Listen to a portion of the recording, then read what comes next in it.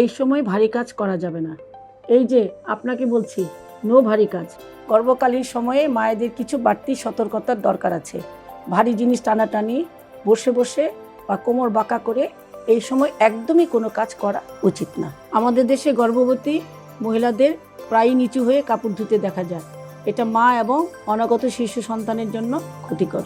আবার সন্তান জন্মের পর শিশুর ব্যবহারের কাপড় ধোয়ার সংখ্যাও বেড়ে যায়, আর রেগুলার কাপড় তো আছেই।